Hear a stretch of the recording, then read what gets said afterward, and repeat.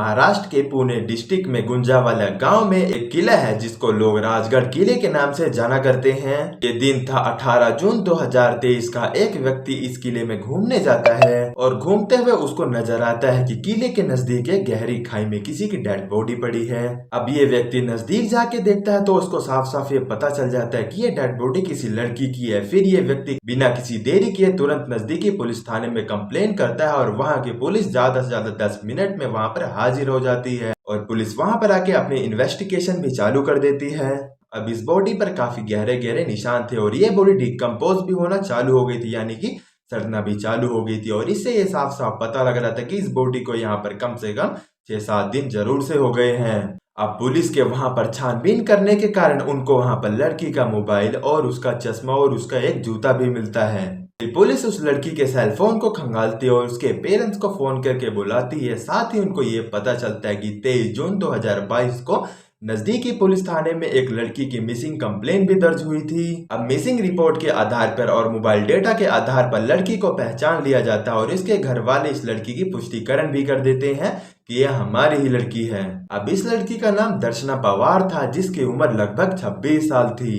Police दर्शना पवार की body को postmortem के लिए भेज देती है और उसके घर वालों से इन्वेस्टिगेशन करने के बाद ये पता लगता है कि 26 जुलाई 2022 को दर्शना पवार अपने एक मेल फ्रेंड जिसका नाम था राहुल हंडोरा, ये दोनों कुछ दिनों पहले राजगढ़ के किले में गए थे और तब से ये दोनों लापता हैं। अब 13 तारीख को इन दोनों के घर वालों ने इन दोनों को बहुत ढूंढा लेकिन ये दोनों का कुछ अता पता नहीं चला, इसलिए 14 जून को वो दोनों पुलिस स्टेशन चले गए और इन दोनों के खिलाफ कंप्लेन कर दी। लेकिन उसके बाद 18 जून 2023 को दर्शना की बॉडी पुलिस को मिल जाती है। लेकिन अब सवाल यहाँ ये खड़ा होता है कि अगर दर्शना पवार की बॉडी मिल गई है तो राहुल हंडोरे कहाँ है? क्या इन दोनों के साथ कोई दुर्घटना हुई है या फिर इन दोनों के साथ कुछ हादसा हो गया है? जानने के लिए हमारी वीडियो में बने रहे। उससे पहले मेरा नाम है विशाल और मैं आपके लिए लाया हूँ एक और इंटरेस्टिंग सी स्टोरी। और अगर आपको मेरी वीडियो अच्छी लगती है तो चैनल को सब्सक्राइब जरूर से करना क्योंकि भाई बहुत मेहनत लगती है। यहाँ पर दर्शना पवार की पोस्टमार्टम रिपोर्ट आ जाती है जिसको देखने के बाद पुलिस से लेकर दर्शना के घर वाले भी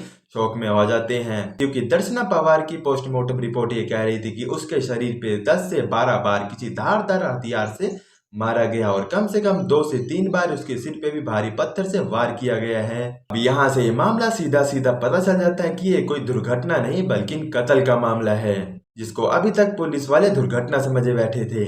अब यहाँ पर पुलिस वालों के आगे 2 थ्योरी आती है, या फिर दर्शना और राहुल की किसी ने हत्या कर दी और हत्या करने के बाद इन दोनों को अलग अलग जगह फेंक दिया, और दूसरी थ्योरी यहाँ ये निकल के आती है या फिर दर्शना और राहुल के बीच आपसी मामलों में कुछ लड़ाई झगड़ा हुआ होगा इसलिए राहुल ने दर्शना को मार के खाई में फेंक दिया। अब पुलिस उस इलाके में जाके राहुल की डेड बॉडी को ढूंढने की बहुत कोशिश करती है लेकिन वहां पर राहुल की डेड बॉडी का कोई अता पता ही नहीं होता। अब पुलिस इस मामले को लेके एक्शन में आ जाती है और पुलिस वालों की 5 टीमें अलग अलग जगह इन्वेस्टिगेशन के लिए भेज दी जाती है।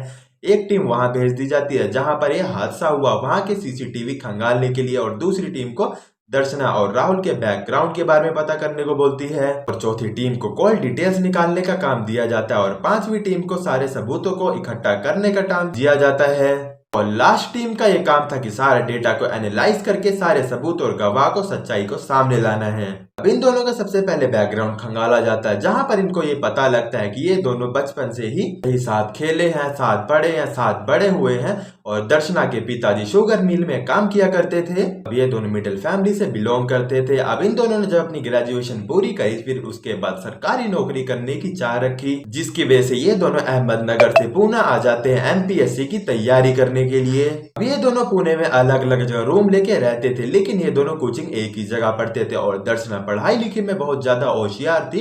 वो अपने सपनों को पूरा करने की पूरी कोशिश कर रही थी और साथ ही राहुल भी उसका पूरा सहयोग कर रहा था। वो भी एग्जाम निकालने की बहुत तैयारी कर रहा था। अब यहाँ पर एमसीएससी का पेपर होता है जहाँ पर ये दोनों पेपर देने के लिए जाते हैं और कुछ दिनों बाद रिजल्ट भी आ जाता है जहाँ पर दर्शना को 3rd रैंकिंग मिलती है। दूसरी तरफ राहुल इस एग्जाम में फेल हो जाता है। अब यहाँ पर दर्शना का सपना पूरा होने जा रहा था। उसे फॉरेस्ट रेंज ऑफिसर की जॉब मिल जाती है। कुछ दिन बाद उसका ज्वाइनिंग लेटर भी आने वाला था, इसीलिए वो पुणे से वापस अपने घर अहमदनगर कोपन टाउन में वापस आ जाती है। और राहुल यहाँ पर अभी भी अपने सपने को पूरा करने की कोशिश कर रहा था और पार्ट टाइम डिलीवरी बॉय का काम भी किया करता था ताकि वो अपने छोटे मोटे खर्चे भी उठा सके। फिर उसके बाद तारीख आ जाती है 11 जून 2023 की, जब दर्शना के कोचिंग वालों ने दर्शना को कोचिंग में बुलाया था सम्मानित करने के लिए। फिर दर्शना अहमदनगर से पुणे जाती है अपने कोचिंग में और उसको सम्मान किया जाता है। फिर दर्शना एक बार फिर राहुल से मिलती है, जो कि अपने सपनों को पूरा करने की अभी भी बहुत कोशिश कर रहा था। फिर राहुल दर्शना को कहता है कि क्यों ना हम एक बार घूमने चले, क्योंकि उसके बाद आपकी जॉब लग जाएगी और हम ना जाने कब मिलेंगे।